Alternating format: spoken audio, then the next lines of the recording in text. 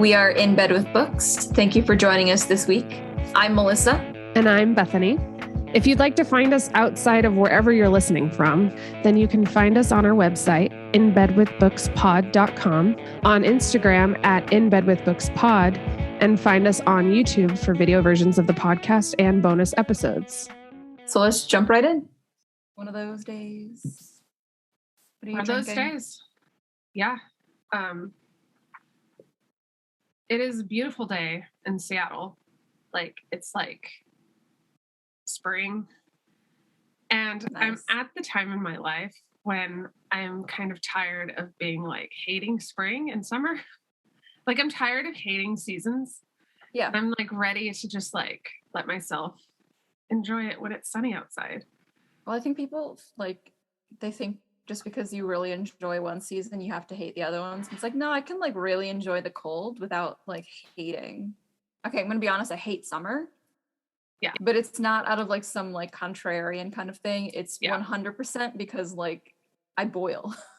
Yeah, well, I do not do well with the heat. I mean, I think I hate hot weather, but I actually really enjoy summer in Seattle. That's different. I very different. Very rarely experience summers nowadays where it's bearable. Yeah. So, that being said, we are currently getting a cold front, which is very nice. Hence, the turtleneck is back out. Yeah. Because our house is so poorly insulated. Even with the heat on, there's it's still kind of slightly cold. So I'm glad we're both enjoying our weather right now. Yeah. It's a first for a while. Yeah, it is. What are you drinking? I'm drinking water, garlic bread, and... You're drinking garlic bread. Nice. Well, I realized I didn't eat dinner last night. And then I didn't. All I've had today is toast. And I was I need to eat something before I have a glass of wine because it's my Friday. Yeah. So I'm grabbing more garlic bread. Nice. So all I've eaten today is bread. I mean, if you have to, you have to. Yeah. But also same. I made this brie apple fig spread, bruschetta earlier. Wow. That sounds really fancy and delicious. It's not. This stuff is actually really cheap at HEB. Mm. As long as I get a lactate, I'm good. Mm-hmm. Because brie is so soft. No, it's Postino's make some. And I went with my mom and my friend Kristen before I left Phoenix. And I forgot just how much I liked that bruschetta. It's so good. It's weirdly refreshing for a food. Yeah. And so I've been having that when I can't think of what else to eat. Yeah. I went through a huge feta phase. Nice. Where I would put feta on everything, not just salads, but I would make bruschetta with feta. Yep. And then I went through a huge phase where I would get really good olive oil with salt and add oregano, salt, pepper, and feta to it. Crumbled and then feta. Just dip bread in it. Yep. There were days when that's all I ate. Yep. And it's a cup full of just straight oil. Yeah. Yeah. In a whole baguette. So good. I actually, after TikTok made that feta pasta trend, it was impossible to find the blocks of feta anywhere. I finally found some and I'm gonna try to make the pasta. It's when you just bake it in a dish with a bunch of tomatoes and drizzle it in olive oil. Yeah. I guess you'll probably add maybe shallots and stuff too. And then seasonings and just bake that. We're such grown-ups. I know. Look at us. I was going to say, am I making you hungry? Because I'm making me hungry. I just ate, but I'm making me hungry. We're using words like bruschetta and what else did you say? And drizzled. And drizzled. Shallots. Yeah, shallots. No, shallots. What are shallots? They're sophisticated onions. Yeah, they're adult onions. Yeah. Which means they're small. I like how you said you're drinking water and then immediately drink wine. Mm-hmm. Well, that's what I was about to say when I said I was drinking garlic bread. Oh, okay. Because I was I need to eat something before I drink my wine. So, yeah. It's my arguably, wine is just water that's been blessed by God. Exactly. So it's literally the nectar of the gods. Yes. Yep. I was gonna say it's holy water, but then that felt a little wrong. Yeah. I'm gonna stick with it though. I stand by it. Yeah. Okay, so what are we doing today?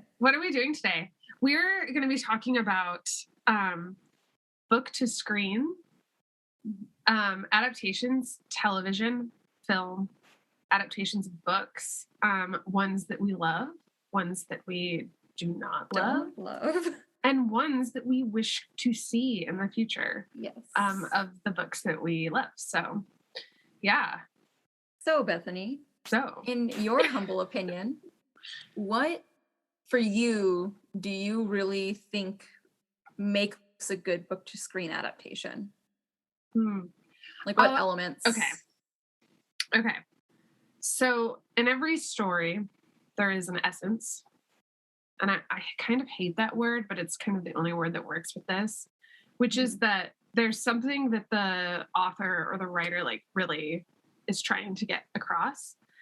And then there's especially like in film and art, there's the presentation or the execution and the choices that are made in order to grapple with this essence. And I think as long as the integrity of the essence is there, that's like the most important.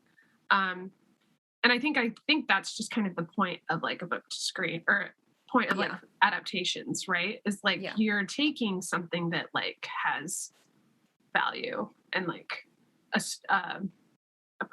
you know, kind of a point, and it's like your own take on it. And so I think when it's not done well, an artist loses sight of what their point is. Yeah, not the artist, but the art and the artist become like disconnected. Yes, in a not fun way.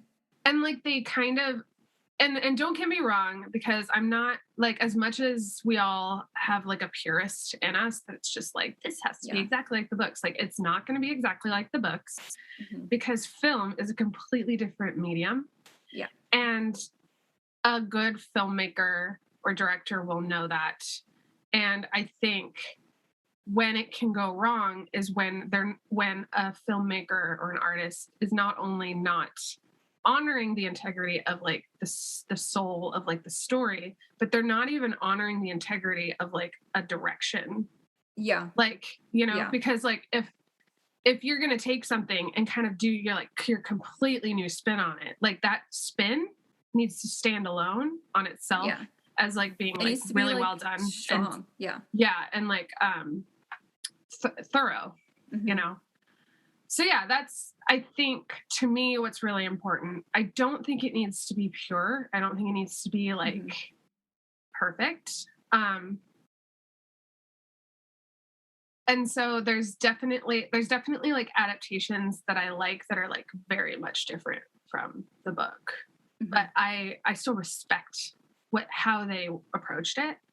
And then there's adaptations where it's like pretty much scene for scene, or like the characters look exactly like you thought and things like that. But then even sometimes that happens and it's not good.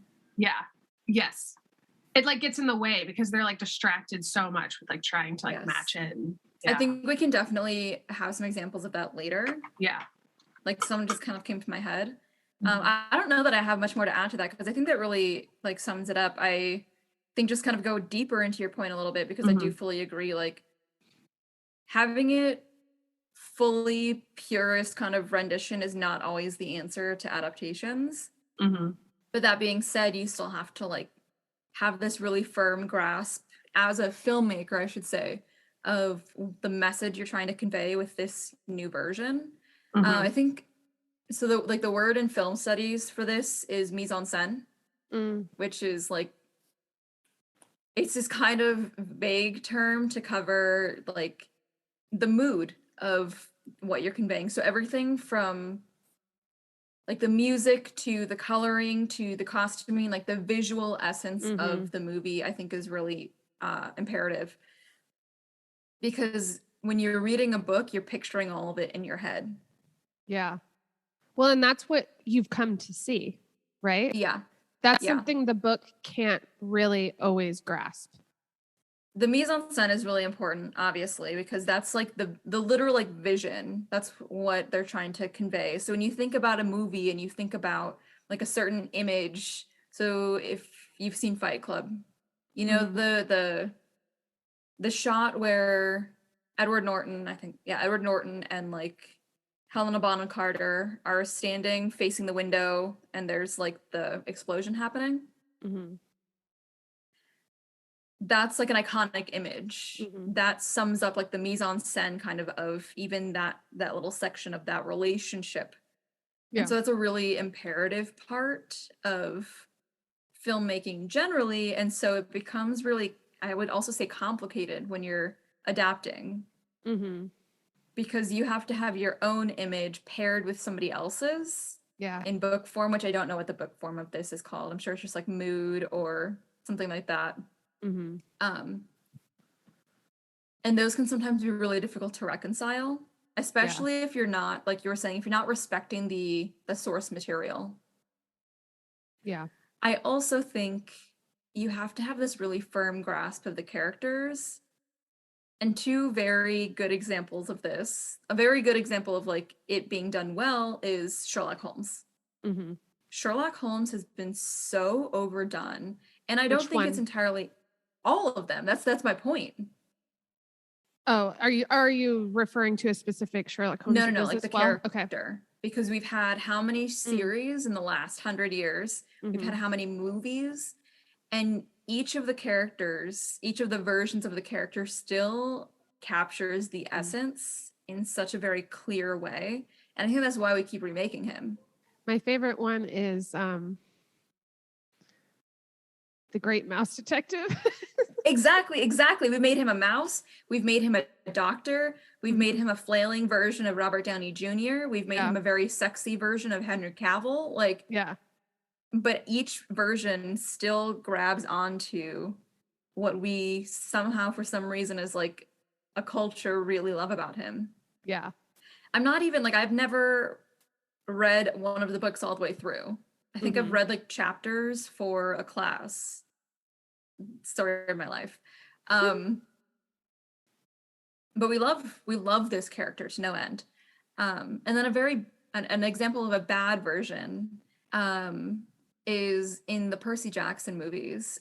Now I love Logan Lerman. I love the Percy Jackson books, but those movies were so bad.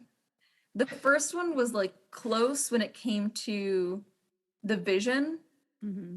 And then purists came along and were like, why isn't Annabeth blonde? Why is Grover this way? Why did they do this and that? And so they tried to fix those things in the second movie, and it just fell apart. Mm-hmm. But the one thing that I like firmly agreed with is, so the character Grover in the books is this kind of like hippie faun or satyr, and he wears like a Rasta cap and he's got really curly hair. He's kind of awkward, and his whole shtick is that he's just very nice and a welcoming presence for Percy as Percy's like finding out this new world. In the movies, they made him this kind of like sexually frustrated black guy. Mm-hmm. And not that like the casting of making him black, because I think making him black was actually like canon. Mm-hmm. But they made him like the black eye trope where he's just like this midway Urkel where he can't really get a girl and he's just like dancing around and vibing and trying to like a very satyr mixed with like the Like classic where they're Carlton. like chasing after nymphs. Yeah. And it was very uncomfortable because it's meant to be like a kid's movie, a kid's book. Mm-hmm. And to really sexualize this character that's meant to be more inviting was really jarring. Yeah. And not fun. Yeah. At all. Like I can understand sometimes tweaking characterization to fit in a more like contextual way, but this is a book that's intended for middle schoolers, so it should come as no surprise if middle schoolers are also going to see this. And so it just felt wrong to throw in this really highly sexualized character suddenly for a number of reasons. Like the racial implications and also just the why. Yeah. So like what purpose did it serve was not good enough. Yeah. And like at that point, the only purpose that it could have served was for laughs based on the racial like implications, which is not good. Yeah. But Rick, okay, so this is another one. The reason I bring up Percy Jackson as well. The author, Rick Riordan, knew that they kind of ruined his books. He continued to make these books. He continued to like do it. It was they had bought the rights before he even published the first Percy Jackson, and I don't know how that happens. With big writers, I'm sure, or with big authors, I'm sure it does a lot more than we know, because not every time does it get turned into a movie. But now Disney is like rectifying that by making it into a show. Rick and his wife, I shouldn't say Rick Riordan, Mr. Riordan and his wife are heavily involved in the production of it, which was not the case originally. Like, they kind of said that he was going to be, and then from what I understand, he was not quite as involved as he would have liked to have been. Yeah. And so I like that Disney's, like, learning from that mistake. And actually trying to use the person who made it. I never thought about that when we were kind of talking about, like, ideas for books to screen, but, like, Disney does a lot. Yeah, they do. Yeah. I think another example of it being not a Disney example, but a poorly done example is Frankenstein. Yeah. Because it's one thing to turn things into like a horror in a new way, but they like lost the essence entirely, which is the monster. Which would have been a great movie.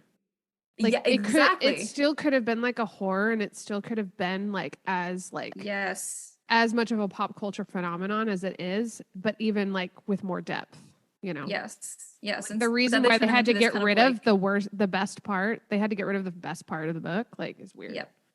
Yeah. They turned him into this kind of just like mumbling, groaning, like crypt keeper kind of character. Do you remember Frankencelery? No. Is this a VeggieTales one? I probably would have been too scared, honestly. I was a very scared child. Even with VeggieTales. That's funny because I remember that one being scary for someone else I knew too. But yeah, he was Frankencelery, and so he was celery, and he was just anyways. That sounds about right, given the shape of like Frankenstein's head. It worked out. All of like Hollywood. Yeah. Okay, do you remember old Scooby-Doo's? And there was the I think he was just called like the Creature or something, but it was like all hunched over, and he would just like groan, and his hands were out like had this. like rags. Yes, yeah. Just I feel like that was very heavily based on what Hollywood portrayed of Frankenstein. Yeah, which was just so just like it's so muddled. An animal. Not sentient or like. Yeah. You know, just like a very dumbed Which down like adds version. This whole new layer to the like the crime against nature that Dr. Frankenstein did in the entire process. Because it feels violating, like generally, if you just think at like a very base level of like, look what he's done, he's created a monster. It's like, no, what he's done is defied nature, and now he has to pay the price. Yeah.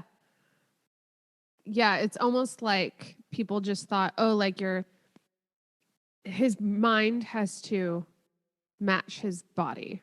Yeah. Which is disgusting and gross, right? And so his mind also has to be just like dumbed down. But like, how much worse is it if he's conscious? Yeah. Like it's almost the fact that he's it's almost more of a representation of like ableism gone bad, like in that way. 100%. Definitely 100%. Sure. I can see that. Yeah. Okay.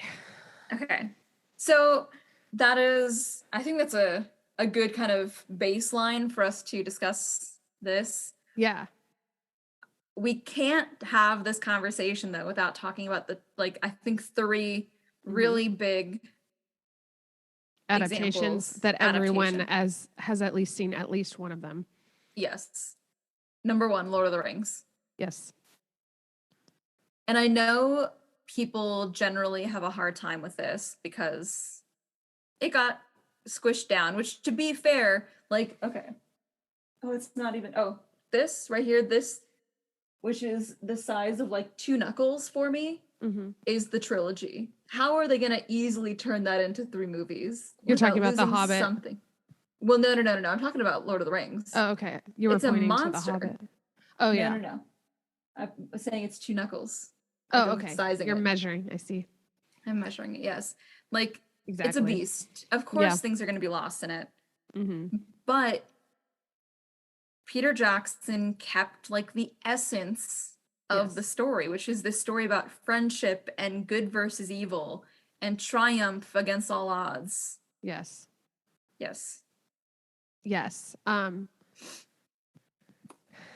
And unfortunately, his continuation in The Hobbit, that got lost a little bit.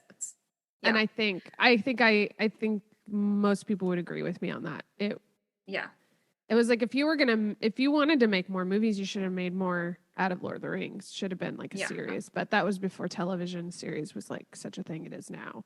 Like fantasy, big fantasy television. Yes. Yeah. I mean, if you want to hear more about our thoughts on Lord of the Rings films, we have done them. Bonus episodes exclusively on YouTube where we do talk about like in more in depth. And so I don't want to get too much into like, oh, like the graphics, like all of that was like really good because we do talk about that. We talk about it a lot. And it is like also like you were talking kind of about Frankenstein and this creature. And I was kind of thinking like, just about how, what am I trying to say? Not graphics, but characterization? No, like digital, like CGI. Oh, the stuff. CGI, yeah. Yeah, like that. Effects. That became like such a turning point. Like, you know how like war, unfortunately, like moves us forward technologically. Lord of the Rings moved us forward. Like visual artist wise, like visually. I also have like a strange connection with that. Make with that, but we can do that in a second because it brings us to one of our other good examples. Go ahead. But what I do want to say about The Hobbit just briefly is that like the reason it got so muddled and so lost is that The Hobbit is meant to be this like fairy tale. Yeah. It's meant to be it's meant to be like read by a young person. Yeah. But it's also told in the style of a fairy tale. Like it's this journey kind of sweet story. We don't even see the battle in the books. Yeah. Bilbo gets knocked out because I think the theory is Tolkien wasn't confident in his ability to write a good battle scene yet. So he just copped out, which is fair. I'd do the same thing. And so Bilbo's out for the battle. We don't see fighting. Yeah. But by stretching it out, you just lost the entire essence of this really sweet story. Yeah. But example number 2 is actually Harry Potter. And so the weird connection that I can make with this, a little over maybe a month ago, I read this article about how, oddly enough, like 9/11 set the stage for Lord of the Rings and Harry Potter being as successful as they were. Because the need for escapism was suddenly so much higher, especially because, like, yes, we did jump into a war at that point, but it was a much more detached and much more, like, distanced war than at that point we were used to. And so... Well, it was humans, I guess I shouldn't say humans, but like humans, of which I am a part. Yes. We're so ready for like the good versus evil that Lord of the Rings offered and that Harry Potter was starting to offer. But 2, these new worlds that we could escape to for an hour and a half, 2 hours without repercussion. Yes. And I don't think it's a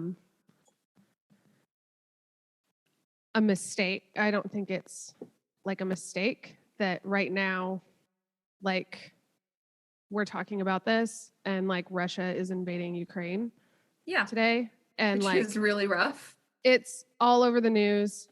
it's really, really rough. But like, I think about like that time when 9/11 happened, and it was before Netflix, but it was like cable, all over cable was the message, right? Like terrorism. And then after that, it was all about Afghanistan and Iraq and like all of that. And so it was just like very much feeding. So it was definitely a good time to have like a saga, right? Because there's this other saga happening casually in our living rooms all of the time. And so it was just like definitely a good escape. It's hard. And like, I think it, like you said, like it is a very like topical thing right now because of Russia invading Ukraine. If that dates when we're recording this and everything that is happening today. Yes. For people listening. February 24th. Yep. And the thing that makes it hard is that when you watch the movies, they are an hour and a half, 2 hours. And if you're watching the extended edition, it's sometimes 3 hours long. And you get to see the resolution, you get to see good triumph over evil. And that's very hard when you're watching it just unfold, the same headlines cycling through on every single channel. It's all breaking news, the same breaking news for 3 hours. And then there's not an immediate resolution. And that's really hard on us emotionally and mentally, and in some ways like physically, because you're going to hold that stress in places that you didn't know you could hold it. And I think Peter Jackson particularly understood the sudden weight of what he was putting out. Yeah, I think they all did. Yeah. Harry Potter a little bit differently because that had like different directors for every movie. But I think it was, I can't remember his name actually right now. I think his last name is Day, the producer.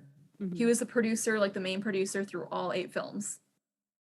And I think he kind of grabbed some of that gravity, understood some of like the necessity of that story at that moment.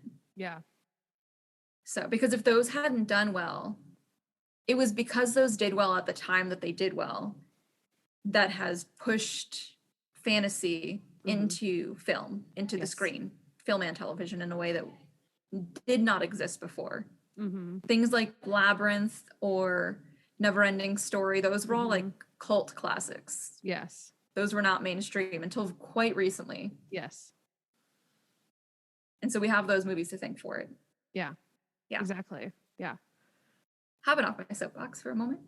Perfect. Well said. Thank you. Completely agree. It's just very heavy today. It is heavy today, but it's also heavy. It would also I appreciate, we should be able to talk about it because it's happening. We shouldn't just push it aside. And if it happens to be relevant, which it is in this conversation. And I'm glad that I can enter this space with you to avoid some of the heaviness for a little while. Yes. Yeah. And that's okay to do. Yes. But I would say our third in this trilogy of like book to screens is, of course, Game of Thrones. Yes. Yes. Which had a very effective, great start. Yes. I was listening to this podcast once, and the guest on there was like bringing up Game of Thrones, and the hosts hadn't watched it. And this was like a couple years ago. And the hosts were like, I don't know, dragons. And then the guy was like, it was a cultural movement. Like, how can you not watch it? Like, how could you not watch it? Ben Wyatt, when he's like, it's a crossover hit. It is human stories told in a fantasy world. Like, exactly. I feel like I channel him every single time. But exactly. That being said, the ending, I say if by some fucking miracle you haven't watched the show yet, stop after maybe season 4, maybe season 5. Yeah. Season 5, there's still hope for a good story. Just don't watch anything after season 5. Yeah, season 5 has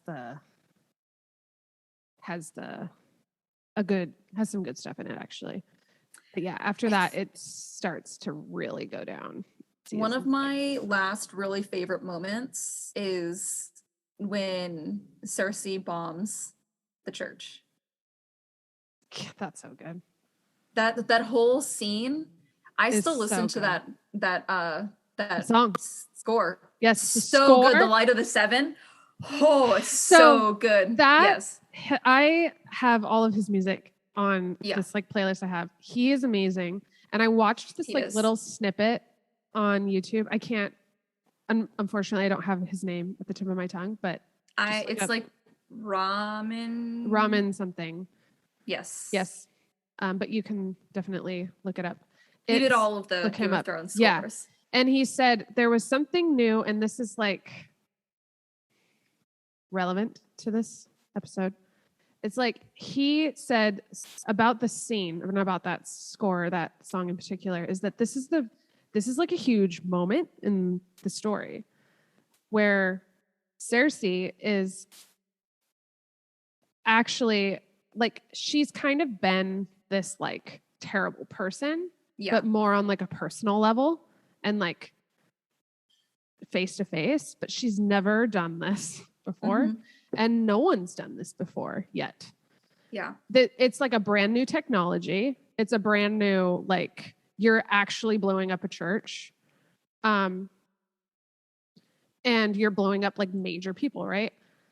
And you're not even there. Like, you don't like the fact that whatever. So he was like, this is new. And it was the first time he used piano at all in the score altogether. Oh, wow. And he said it's because he said he wanted to kind of get the point across that like, this is a new thing. This is something new that's happening, because whether or not the viewer realizes it, they'll hear the piano and know something's different. Yeah. And that's why you get that incredible unease at the beginning, because you're like, what is this? Something's new. So many not what's going on. Of that score. It's like a full like 12 minutes or something crazy like that. So many parts of that score are just the piano. So when you get down below and you have the cousin who joined like their cult, and he's been injured and he's like trying to crawl towards the flame so it doesn't hit. Those parts particularly just kind of have like this bare piano sound, and as it gets closer, he'll add in like strings and everything. But the piano is still, I'd never really picked that. I didn't know that. I didn't either until I watched this video where he's talking about it. But yeah, even when the strings are being used, the piano is still such like a focal point of the song. It's very unsettling. It's very well done. He also does it when the Night King comes at the end. That song is really good. Yes, it is. In fact, that's the song in my head right now. When we're talking about this, but it's like it's also like a 15-minute long song or something. Yeah. And it's like incredibly simple piano parts, but like incredibly with incredible tension. Like, yeah. So yeah, it's that kind of definitely mirrored a little bit there, I think. But yeah. It does, real quick, it does remind me of like Jaws. Where like two notes, what's the like the line from The Holiday where he's like 2 notes and you've got a villain. Yep. You can't even see Jaws. You can't even see the shark half the time. Yeah. But the 2 notes alone set that for you. Yeah, exactly. That simplicity was really, really, really quality. So yeah. I mean, we could do an episode just on scores, which I think honestly, in our near future. I love scores. Yes. I fucking love scores. Okay. Well, that's the first movie that did it for me, though, another book to film, is Narnia. The battle music. Have you seen the Narnia movies? I have, but I watched them once. I didn't really get into them. No, so I don't really remember the score. But the battle scene in the first one, that score, that was the first one like I heard in theaters and I cried. Yeah. That was the first kind of like song that did it for me. I was like, wow. Yeah. It's been all downhill from there. Yeah. Okay, but back to our actual discussion. So the reason that Game of Thrones flopped in the end after season 5, technically, is because it lost that essence. Yes. They completely abandoned the characterization. They completely abandoned like what we liked about the film. They leaned heavily into spending too much money on battles, which like granted, like Battle of the Bastards, great scene. That's the one I'm talking about. I think that's season 5. Okay, yeah. That's why I was like, oh, that I remember that season being good. So yeah, Battle of the Bastards was amazing. Excellent. Absolutely excellent. But they spent all of the money on that instead of like spending it in other places where it could have really, really benefited the story and the resolutions that they were trying to very quickly bring together. Yeah, you could tell that they were definitely rushing it. Yes. D&D. Yes. But I do agree because like the long night, that episode is just like, I watched it once and it's so sad. You don't need it more than once. Because they were so set on having the longest battle scene in film history because Helm's Deep would like held that. Yeah. And they wanted like the longest battle scene, which is fine. But a lot of other things were sacrificed in the making of this long night. I will never watch that episode again. It's you want intense. to know my biggest problem with that episode? Other than the fact that like Jorah dies, and Jorah was one of my favorite characters, and he should not have gone down like that. Spoilers, by the way. Yeah, in case. But I mean, come on, cultural movement. Yes, like, yes. Have you not read? And as I said before, just don't watch past season 5. But why would they send everybody down to the crypts when they're about to fight somebody who can raise the dead? Like, that is the biggest fucking plot hole in that whole episode. I know. Does not make sense. Absolutely no sense. Unless you're trying to create some spice. And it's like, that's the only service that it provides. And it's so blatantly obvious that like it doesn't even hit the way that it should. Yeah. Clearly, we have not gotten over this. No, we haven't. Because I'm gonna be on my happened because the last episode aired just I think it was the winter. No, it was in May. No, I can't remember. But it was the year before the pandemic. That's when it ended. Because we watched it together in London. I watched it at home, but I think it was when I went home in May. Started, yeah. Yeah. The last episode or whatever. And I just remember it was so disappointing. And then like, you know, it is just like, year, it was pandemic because we spent 10 years with these people. Milo and I started watching it after the first season came out. Like I had only one season, and like some people kind of joined in later and stuff. And it's like when you're with people like that long, because this was the first time this was happening. Yeah. Game of Thrones marks the first time where you have a saga in a television series on this scale. And not only on this like scale in terms of like visual effects and like just budget, but cultural like relevance. Like it was because it's everyone was like, oh my gosh, did you watch? It was like fucking American Idol. Yes, but better. It's not like fantasy shows didn't happen before. Yeah, it's that fantasy shows were not that successful before. Yeah, but even then, like I feel like there's definitely like shows that are like, and what I mean like cultural relevance is that like you go to work the next day and you're like, oh my gosh, did you hear what happened? Like you're talking. And it's like not American Idol or Fear Factor. Like if we're talking like, but that's exactly what I mean. It's like, this was the first time that a fantasy television show had done that, because before it was like Friends or Cheers, like little things the like last that. Episode of Friends or exactly. Like my parents joke, it's not really a joke, but my parents got married the day that the last episode of Cheers aired. And so they say that and people are like, oh, this day. People know when that had never happened with a fantasy show before. Since then, there's been plenty of others that have happened because of what Game of Thrones started. However, I don't want to give them a pass on this, but part of the reason that I think they lost in the last few seasons is because Martin has not released new books. He's told them what he plans to do, but they kind of according to him, because he even came out later and he's like, that's not how I wanted it to end. Yeah. According to like that, we can assume that they went off book and not in a fun way. Right. In a way, in a shock value way, which is exactly. Yeah. In a very disrespectful to the source material kind of way, to the characters kind of way. The integrity of the integrity soul was completely lost. Yes. Of what this project is. Yes. Okay. Characters' names leave me now, but like the big buff lady knight. Oh, Brienne. And the blonde. Hound. No. Cersei's twin. Oh God. Pretty boy. Oh, Jaime. Jaime, thank you. Jaime and Brienne. Mm-hmm. Yes. That is one of the biggest fuck yous. Not just like, I can understand maybe them not ending up together, even though their relationship was beautiful for both of them. Mm-hmm. But having it be that he just runs back to Cersei. Yeah. Is fucking terrible. It was an absolute like atrocity. Well, and one thing we need to mention, which is why Game of Thrones was the big like guffaw that it was, which was that they killed the main character in the first season. Yep.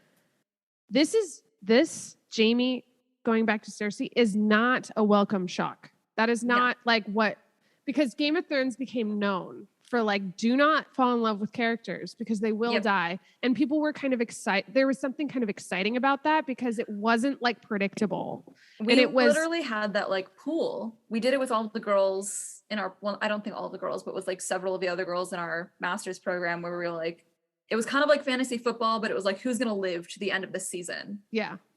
Which was fun. Yeah, we did. We played fantasy. We did like a fantasy league or like a Game of Thrones league. Yeah. That was super fun. I would want to do that again, but it's so fun. Yes, it was fun. But for that very reason, it's like Game of Thrones is known for just think like the Red Wedding. Oh yeah. What an absurdly beautiful way to shock everybody. Like that was the kind of shock value we love. Yeah. And when you're in time with the releases too, like I remember Game of Thrones became the number 1 illegally downloaded thing. Yes. I can attest to that because we illegally downloaded it. I don't care if they come and take me away. I stand by that. I think millions of people did it and it made it what it is today. So we would download it and then watch it and we'd have to wait a week like a schmuck. Yep. Like the olden days when you had to like wait and it was awful. I think the Red Wedding was one where I was just kind of like, God, I wish I liked Caitlin Stark a little bit more. But to me, it was Oberyn. I was like ready to stop watching the show. Oh, wow. I was so angry. I was like, because it was so Stark. Intense. Rob Stark. See, I didn't like Rob Stark as very much. So I liked because he was very much lots like of people his dad, love him. Like that, that what is it that really strong moral, like honorable. Mm-hmm. Yeah. No, that's fair. That's absolutely. Fair. But also, lots of people did. Oberyn, like his death was rough. There was so much behind it. And so much like, and you just got to know him and you really liked him. And it was like, it's like, we were supposed to have learned that if a new character comes in all shiny and new and pretty and nice and like fun, that like, don't get too excited. Yeah. And then you have like Tyrion's in jail. So he's like fighting on his behalf. He's got like beef with the mountain. Yep. And you're like, oh, he's actually a good fighter. It was just an incredible scene that broke your fucking heart. And the episode ended right there. And I was like, I hate this show. Like, so angry. Well, especially because like Tyrion, you're like, oh, Tyrion's got to get out of this. He gets out of everything. So he's gonna win the fight because Tyrion's gonna succeed. And then he didn't. Yeah. And that's when like the tides change and you're like, oh fuck. And then Oberyn's like partner, wife, is just like screaming. I love that actress, by the way. Yes. She is absolutely phenomenal. I don't know her name right now, but she's just like screaming. Oh, it was just incredible. Such a powerful image. And then Cersei's just got this like, it just makes you hate her so much, you know? Yes, so yes. Good. So well done. So well done and so well written. Okay, we'll move on. Okay. but yes, like those are parts that really grasped onto what Martin is doing. And so I don't really blame him for not putting out the new books yet, because there's a lot of pressure now to get it right. Yes. Oh, absolutely. I don't know if we ever will. Yeah, I don't feel like envy we would him have at by all. now. Yeah. That's a tall order.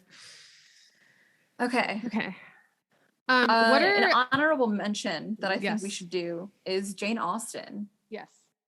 Because it's been done and redone so many different ways, kind of in the same vein as like Sherlock Holmes. There's very clearly something that we like from this.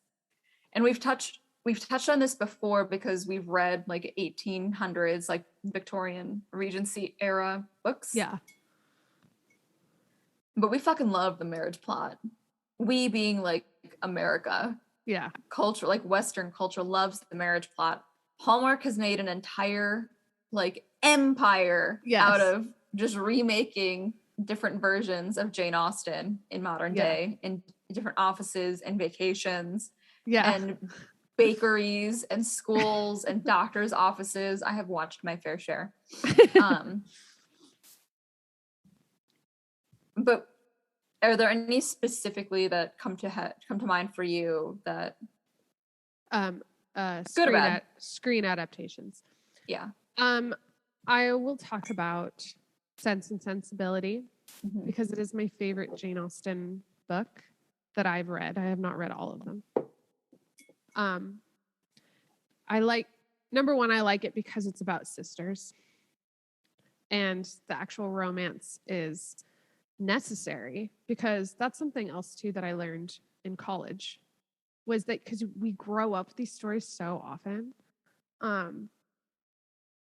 and say what you will about the bourgeoisie and how much they just didn't want to work, but these women were marrying to survive.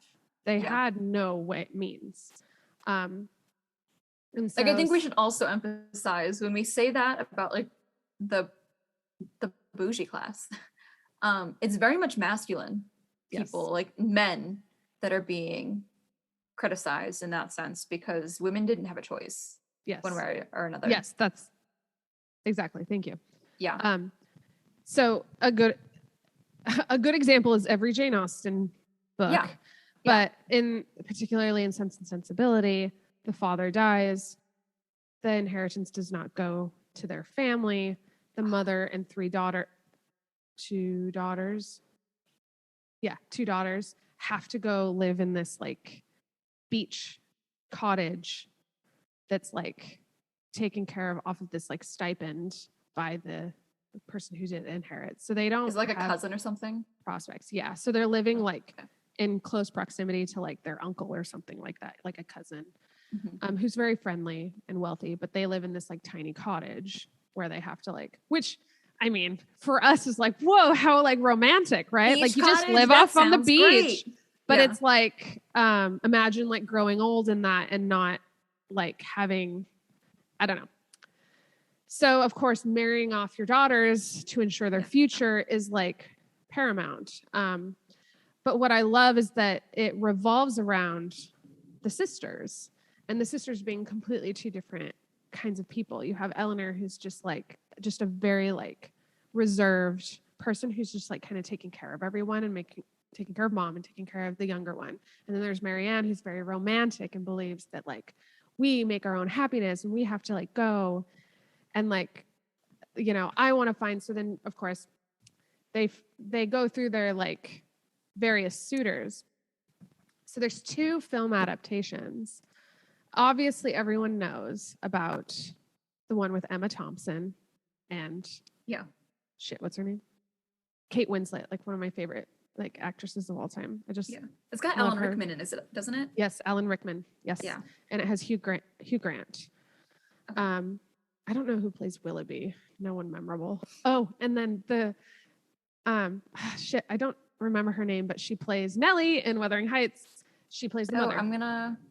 I'll pull up the cast list real quick. Okay, thank you. Yes.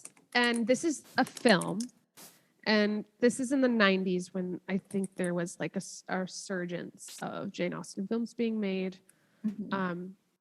If you find out what year it came out. 95, the year 95. I was born. Not to brag or anything. Yes, because the Emma with Gwyneth Paltrow came out in 96. So there was just like a really concentrated time of like getting out all of these. Although they didn't do Pride and Prejudice until 2005, which is amazing because they had one from like 85, which was like, that's a huge gap. Anyways, there's also a PBS Masterpiece version, which is more of a of Sense and Sensibility, which is more of a miniseries. And I don't know the actresses' names, but they're definitely in the BBC hemisphere. You know, you start to realize that, like Milo's like, oh, it's that girl from The Thing that you like that's in everything that you watch, because they just all know each other. And I will say this, Marianne is kind of more of the bright, exciting character, but Eleanor is just like my favorite. And in the book, there's this scene when she finally finds out that, I don't know his name, Edgar maybe? His last name starts with an E. It's the Hugh Grant character. Hugh Grant, Edward Ferrars. Ferris. Ferrars. Yeah. Their accents, it's like Ferris or something. Yeah. EF. So she realizes that he's actually been pining for her because she just can't believe that anyone would want her, and she actually has like an emotional like outburst that you never see from Eleanor because she's just so guarded and closed up. But you realize just how much she's been holding all of that for all of this time, because Marianne kind of just takes up that space so much that she just hasn't had that. And both characters do such a good job.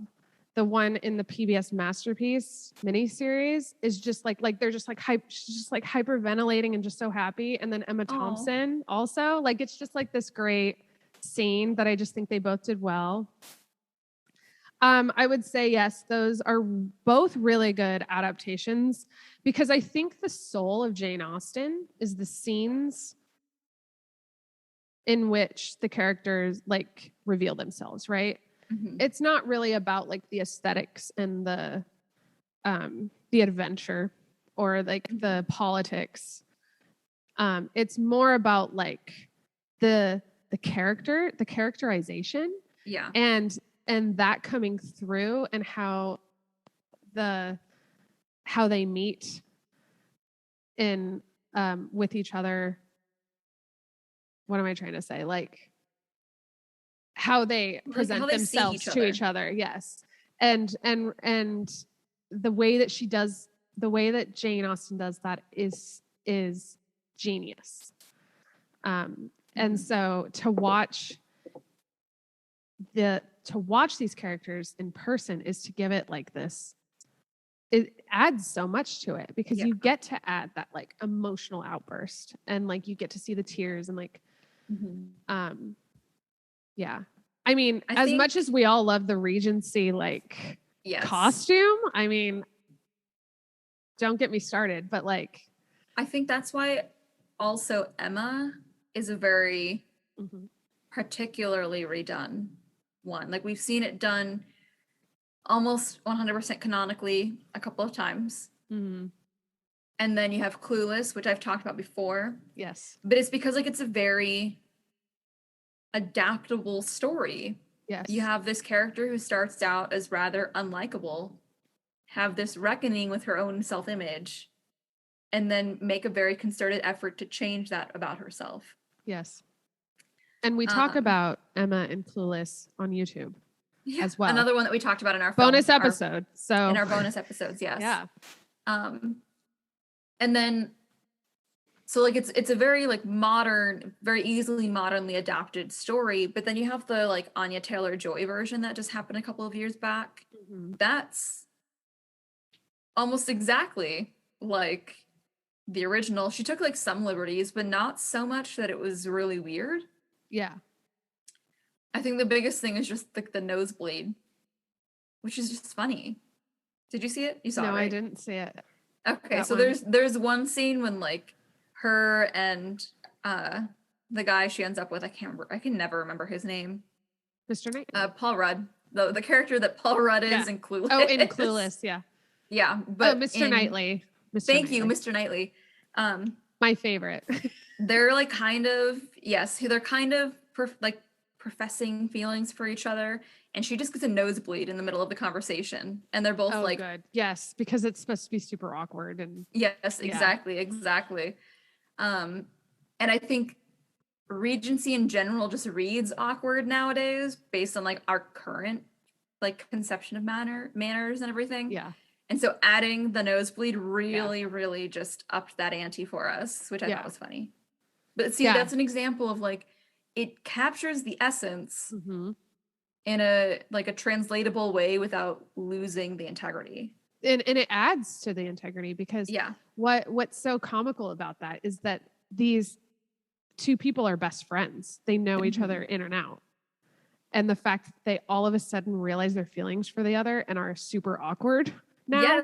Yes. Like, and she gets a nosebleed. I have to watch that really now. Funny. It's really funny. Yeah, you definitely should.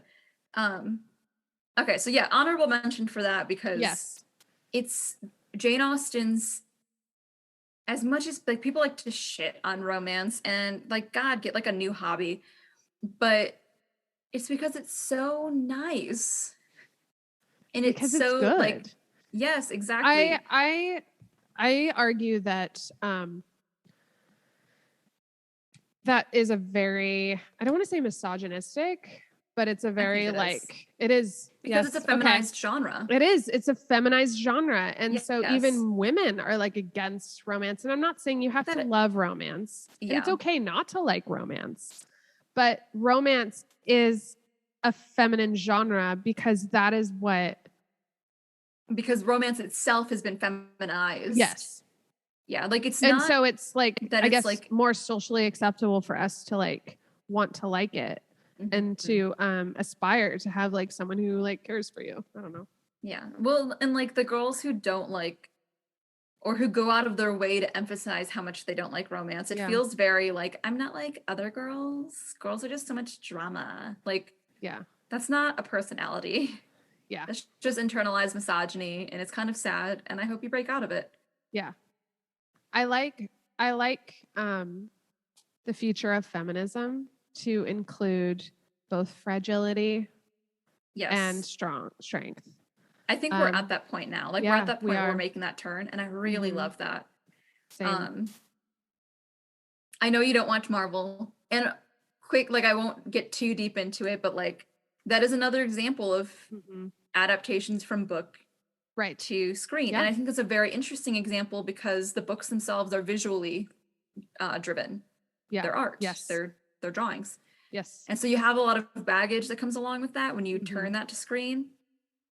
But an example of this, like the coexisting of strength and emotion and fragility in women, I want to say, I don't know, years now because of the pandemic, but in the last couple of years, at some point in the last couple of years, the Black Widow movie came out.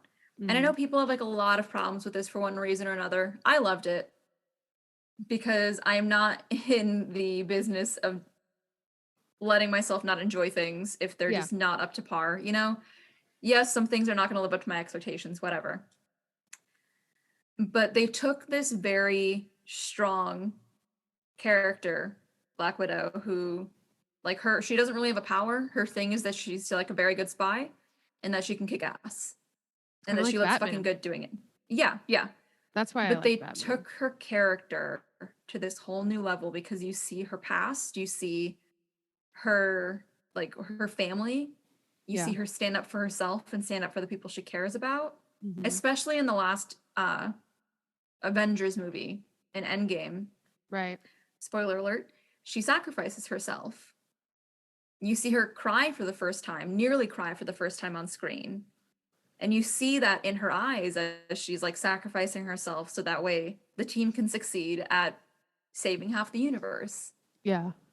And that felt like such a strong moment for like strong women in film.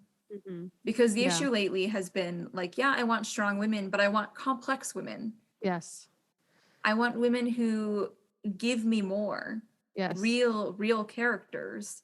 I feel like too, I kind of grew up. I mean, we both grew up. But marginally. I grew up a little bit. Yeah. I tended to not really like a lot of mainstream action movies because of this. Yeah. Because you had there was always it's always like the main character, which is male, and then the side character, which is female, but she's like cool because she can like fight. But that's it. Very one note. She doesn't have a lot much more than that. She doesn't get any more. And so I just like hated them because I'm like Pirates of the Caribbean kind of comes to mind. Maybe Keira Knightley had more to her character, but I just like didn't really see it. But like that just seems to kind of be in my head at the moment because it was like that era. And you had this woman who's just supposed to like fight. And I'm like, but I don't see myself in that because it's like, it's not that like you said, it's not that I don't want to be strong. It's that I also want to be more than just a girl trying to like be as strong as a man, because we all know that's not really possible physically. But like there are physiological differences in the ways, but why are we trying to be physical in the ways men want to be? Men are physical. Why can't we be physical in the way women can be physical, which is like, whatever, also like motherhood or like just having not just that, but like the notion that being strong means that you have to sacrifice fragility. And that like being emotional means you have to like sacrifice the ability to be strong. When strength is in fragility. And vice versa. Yeah, exactly. Yeah, no, exactly. I feel that. Okay, off my soapbox. That's fine. That's fine. Happy to help you up if you want to back up at any point. All right. I think we're ready though, unless you have anything else to say on that. No, I think that's good. Okay. Okay, so just a couple of ones now that we would like to see. Yes. Okay. I think my first one. Yes, go ahead. Okay, my first one is Crescent City. I said this when we did the first, when we talked about the first book, but some of the scenes are so cinematic, like so cinematically written, that it feels almost like a crime not to turn it into a movie or a show. I would much rather a show because they're like 800 pages. Yeah. You mentioned like, oh, I really want to see this in a film. And now I'm reading the second one like, oh yeah. Oh yeah. It's very like it's very almost cinematic. Written with that in mind, it feels like. Yeah, so that's my first one. Yes. What about you? Well, technically they are going to be making one, and to stay on the Moss train here. I was going to say ACOTAR because it's just like, I mean, ACOTAR has a special place in my heart, not only because it's brilliant, but because it was the first YA series I read, and I happened to read it like during the pandemic when you just really needed something. So it hit particularly well. I can really see this becoming a film really well, and I think they are going to be making it into Hulu is going to be making it into the television series. Which I like I said, actually I don't know if I said it here, if I said it when we were just talking about doing this episode, but I would much rather all of these things be TV shows. Yes. Oh yeah. Because you can give it the love that it deserves. The exactly. Exactly. The respect that it deserves. Yes. You can maintain the integrity. Yes. I think it would be so fun to see our characters come alive. And I think it could be really aesthetically fun as well, because like it starts off with just like a huntress, which is like very like Katniss, like very like Hunger Games like, but then like it's like fairies, which we haven't seen fairies on screen. So that would be really cool. Well, and this is one of those ones that we get to thank Game of Thrones for, because 10 years ago, a book like this would not have been given the time of day. Yes. The fantasy alone, but the fact that it's like this love romance series, it would not have been given the green light at all. And I would say too that we didn't speak a lot about it, but Outlander is very much a very strong book to screen that's still going. I think they're they're going to release their last season. I have read up to the 6th book. And much like when we were talking about it, much like you saying you hate it, you just like couldn't really get into the second season. Yeah, season 2 kind of lost me. But hated the second book. One, because the first book is amazing. The first book is like one of those books that for such a long time I would bring with me on an island as like the only book to read, and until of course Ektar. But for a long time it was, because the first book is amazing. And then the second book begins, spoiler alert, 20 years later. Oh yeah. And you're like, are you fucking kidding me? We just fucked in a cave and now you're like 60? Okay. That was one of my big problems with season 2, is because so much of like the enjoyment in season 1 is that they're like in the Scottish moors and they're like roughing it half the time, and they're doing like dirty like outdoor sex. And then she's like wearing big bustiers and I don't know, like losing a child in France, and like they were trying. And believe me, Diana does this. The author, Diana Gabaldon, her readers really love that. They really love. She has a strong community that follows her. She has a fucking like cult almost. Like they love her, everything that she does. Some of these people I know very well. They love the adventure. They love going places. The third book, they're like on a ship half the time, like going to like Jamaica and stuff. That's the part of it I didn't like. I'm like, I want to go back to the moors. Not that like I don't like being on a ship or whatever, but it's like it loses its. But granted, there's only so much variation. I had problems. I did have like some problems with the books. Some of the books, like they were really hard to get through.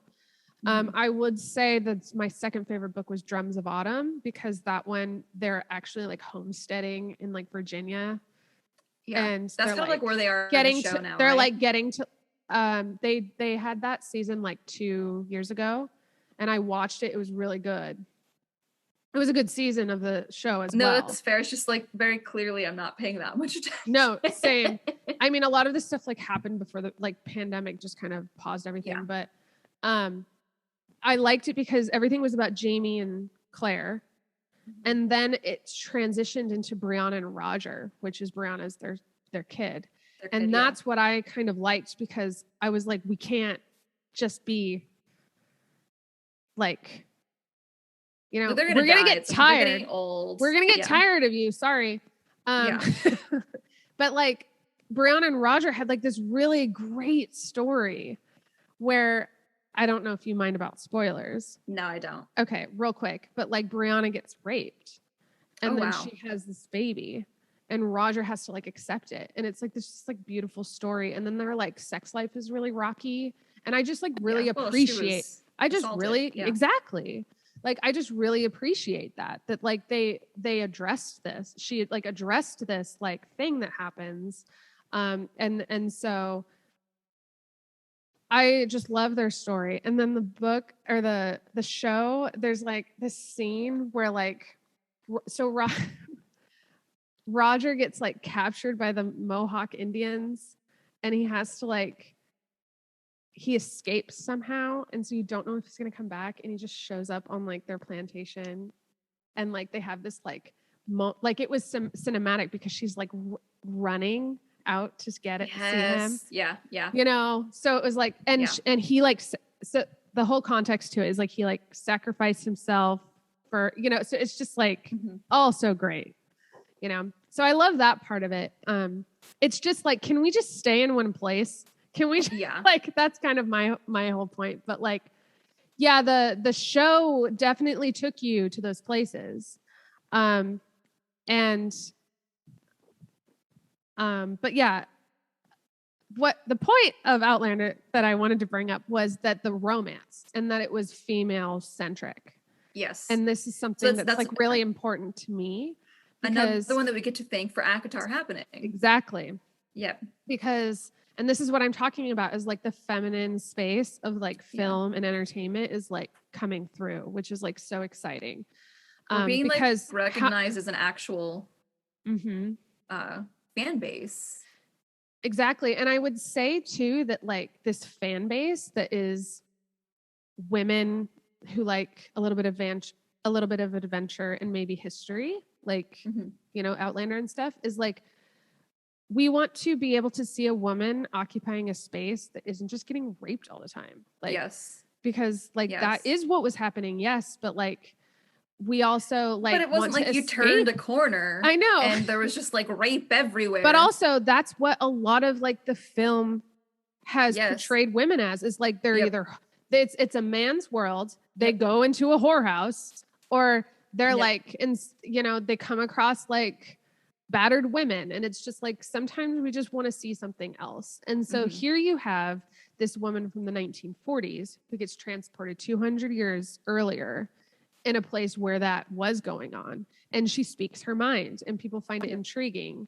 And it's like this exciting thing where you can kind of embody Claire and live it out in a way that's not like, I'm just going to be, which isn't to say she doesn't get almost raped. Like, it is there, like that's there, but it's definitely more like more fun and exciting.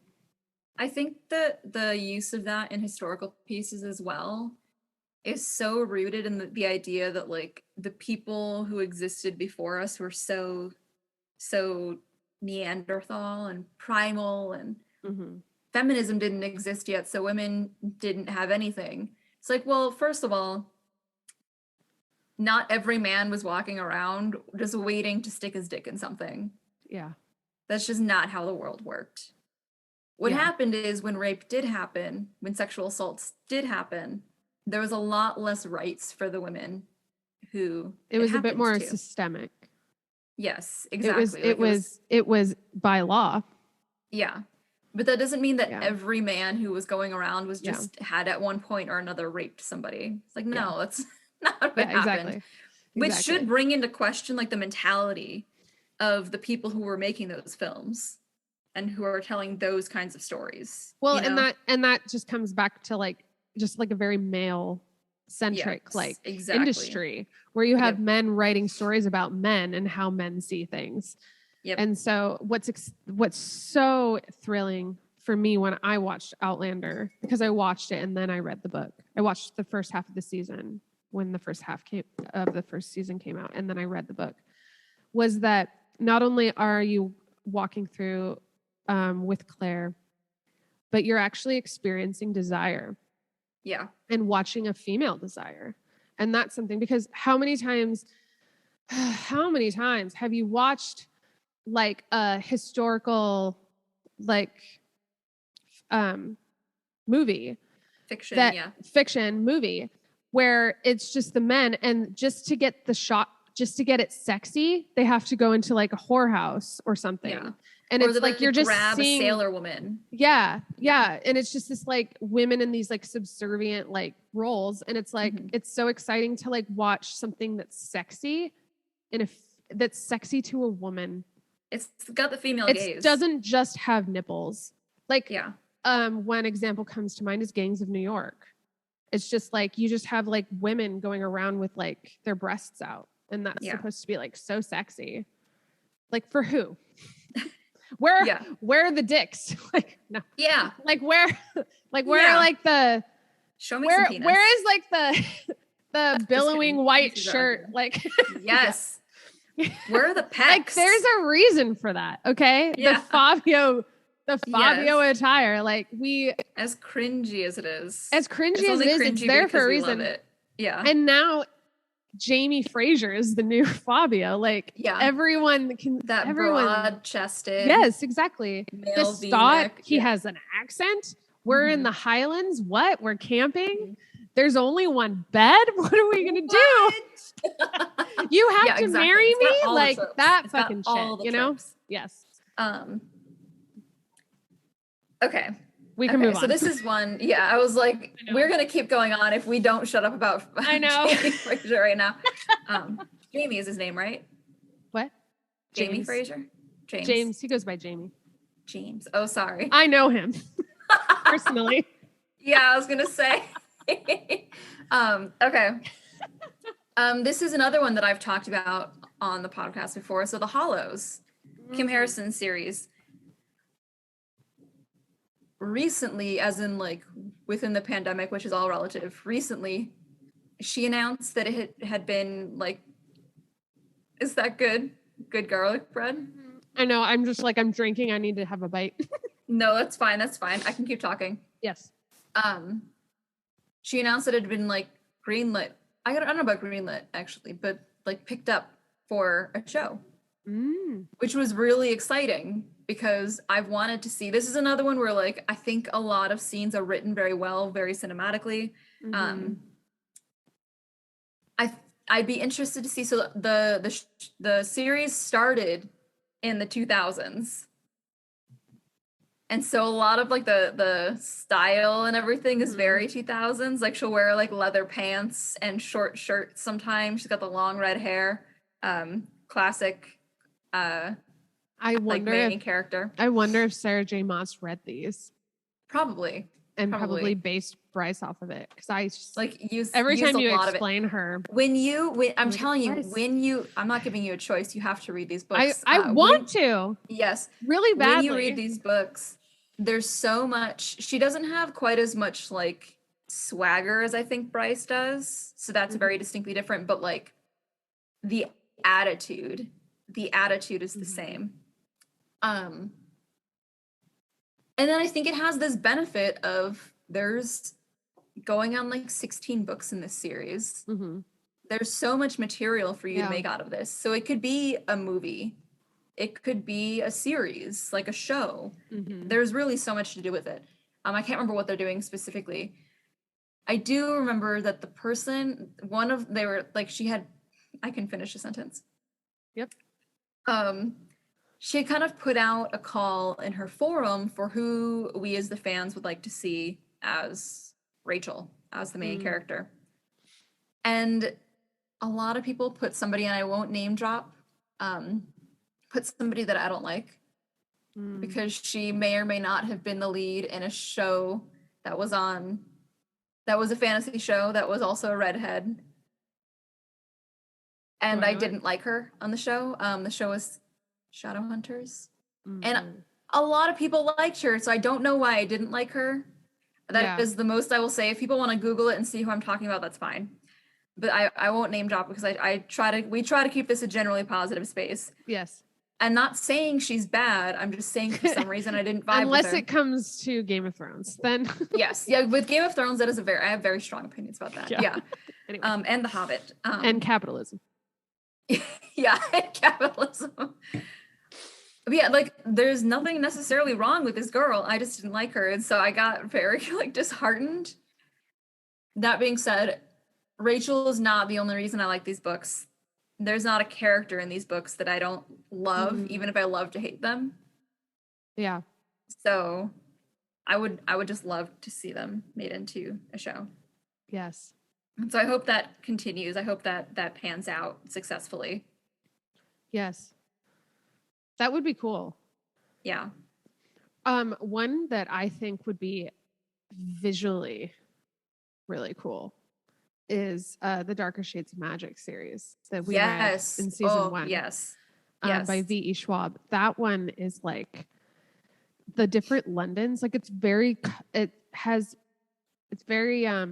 distinct in its color, and it's like there is a very, very strong aesthetic to these books that's the mise en scène. Appreciate. Yes. Like that's okay. So when you're thinking about like the film and everything, like the mise en scène would very much play into the style of those Londons and everything. That's kind of what the I have a vivid idea of what these Londons look like. I always say brown London, but it's great. It's gray London. It's our London. But I think of it as very brown, very like dingy, very Dickens. Constant rain, yeah. Yes. And then red London is very colorful. It's almost kind of like what comes to mind is like Hunchback of Notre Dame, like when like the gypsies come to town, and it's just like very, very colorful, like, and not medieval, but I don't know. It just came to my head. Yeah. Celebratory. Yes. Jubilant. Yeah. Kind of like constant party happening. Yes. And magic and shops and like secret wizards and stuff. And then you have like White London, which is just like, it's like this, it's like snowing, but it's not snow, it's ash. Like it's just whitewash, and everyone's like skin and bones and hollow looking. Sallow? Sallow, yes. Oh, and then Black London. Like, I don't know what it is that I find so sexy about it. I genuinely don't either. I've tried to wrap my mind around that. But I just really liked when he does eventually go to Black London. How I imagine it was at like dusk, and the sky is like colorful, but everything else is black and dark and shadow. So that's how we have very different images of Black London. Okay. Yeah. Because I do remember him mentioning something about like the sky and like it being like light or like having kind of like a sunset. There's definitely a sunset. You know, when like, so this is the way that I picture it. I think this might be part of the reason that I didn't find any romance in Black London. You know, when the sun hasn't actually crossed the horizon yet, but you can see its light and it makes the sky just gray. Sure. Okay. Is this a desert thing? I saw. No, this is I've seen this in multiple places. Yeah. Okay. And so like it's still like the sky, because the sky is technically night, but because of like the sunlight just right here, because before the sun will like cross the horizon, there's no red, there's no pinks, there's no beautiful oranges, like there's nothing like that. It's just muted. Yes. So see, I am imagining the sun past the horizon. Yeah. But yet there's like deep purples and like reds. And so that's the kind of the magic, right? The whimsy of it. You know how when he attacked Red London, things started like turning to stone, right? Mm-hmm. Like kind of like that, whatever he was made out of. So that's what I imagine all of that London too, is this kind of like translucent, like quartz. Everything looks like you're looking through it. Like nothing's actually real, a thing anymore. Interesting, yeah. Which is kind of creepy because it takes the life out of things, you know? Yeah. I think I just really wanted Black London to be like this thing that would save everyone. Yeah, no, that's fair. I mean, that was one of our theories. And we're like, what if Black London is so much better? Exactly. And then we got there and we're like, what if Black London just started the war that like so they could live in peace? Yeah. Yep. But yeah, I just think the covers of the books kind of tell you that it would be like a very rich visual feast. And the stories are very good. The characters are very good. Yes. That's one. Yes, yeah, the I characters agree. That's are one very that would good. be like very, especially so like book number 2 with the games. Those would be so much better to see visually. Yeah. So, yeah. Okay. Yeah. This was fun. This was really fun. I liked this topic a lot. Same. Well, we're movie junkies just as much as we're like book junkies. Exactly. I would say that movies are what got me into reading. Nice. Lord of the Rings. Yeah. Yep. Lots of things. Yeah. Outlander. Yeah. Yeah. So we don't need to say what Outlander got you into. No. No. I will say this before we close. I do think that there is merit to having watched something before you read it, as well as merit to reading something before you watch it. Yeah, that's not a black and white question. It's not. And so there's a lot of hate on the internet about it that circulates about, well, they should have done this and they should have done that. And we've definitely made our opinions known about Game of Thrones. Yep. But there is something to be said about the experience. I watched Lord of the Rings before I read it, and it informed the experience of reading it. And there's lots of people I know that had read the books first that informed their experience with watching it. And so a lot of people give, of course, the film adaptations shit because they're the second to happen, right? And so it is just kind of like, I think you put it really well. I think once, I don't remember when, where you said,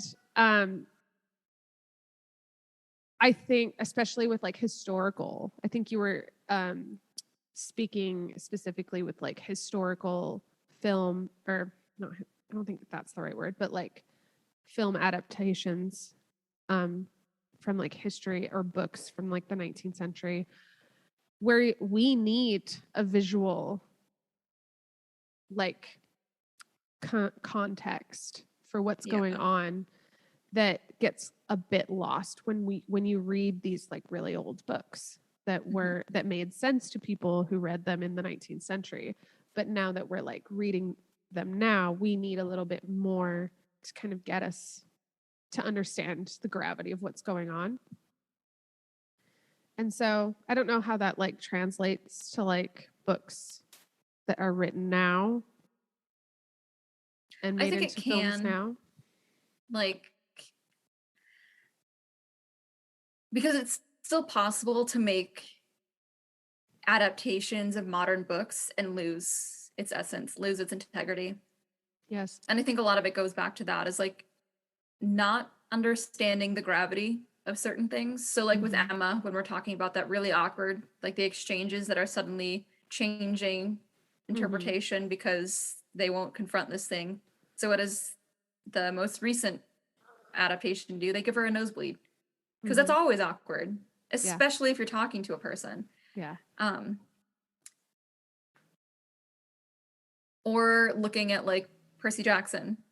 Yeah. So much of that, like, it's a modern story, it's a modern book, it's set in modern day, but so much of that got lost because they weren't focusing on what they needed to focus on.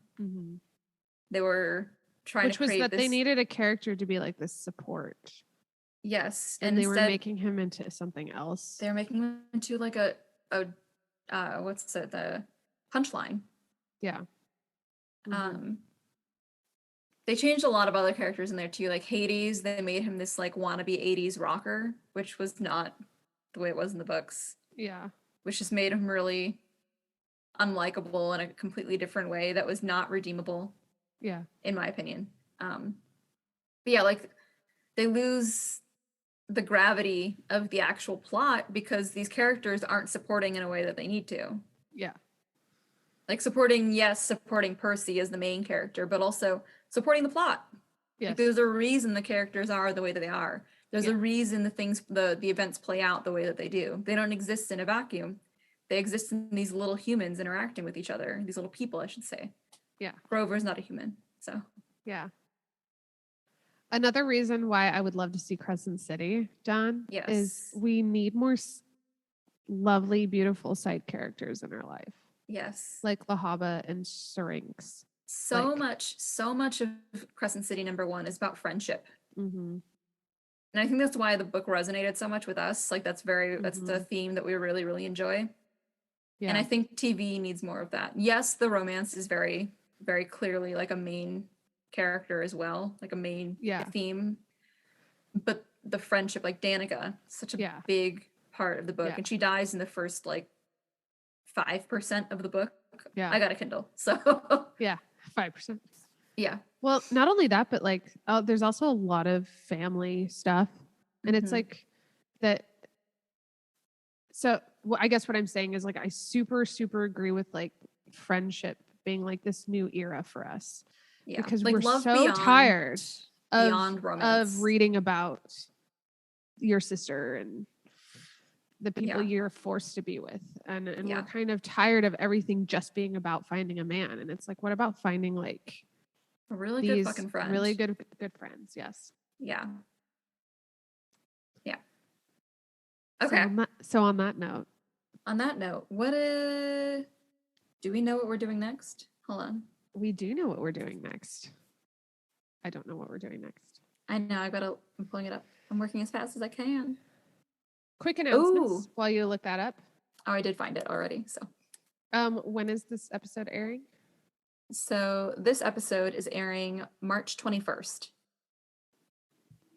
And so next week we are going to be talking about Guild. Oh God, yes. So excited. Same. This has been on my list for like a year. I'm just like ready. Yeah. And you all voted. Yeah. If you're on our Instagram, you'll know. You told us what to do. You voted. You told us. And we're here to listen. Yes. We just had our second, when this airs, we will have just had our second book club meeting on the 12th, my birthday. No biggie. When you're listening to this, I will be 33. I am not 33 now. Thank God. Such a big difference. Yeah. I know. Yeah. Our next meeting, we are meeting on April 9th, and we will probably be covering the third book in the ACOTAR series, some portion of it or another. Yes. Because it's either going to be the end of book #2 or the beginning of book #3, depending on how the meeting goes. Yes, because we all have to kind of meet somewhere in the middle. Everyone kind of has their own reading schedules. We have quite a long reading list. So for this podcast, but also we have jobs and things. So definitely join us though. If you just love ACOTAR and you just want to talk about all of the characters, I know I do. So we would love to have you, and you can find us on the website at inbedwithbookspod.com or on our Instagram. There's links there where you can like join us on the Discord, and we just meet and we chat on Zoom about the book. So that's exciting. I really like having the book club because it's almost like a different space where we get to talk about things with people other than us. We have a lot of opinions, obviously, but it's adding some new ones. So it's been nice. Yes, exactly. So yeah, until next week. Until next week. Happy reading. Happy reading. Bye. Bye.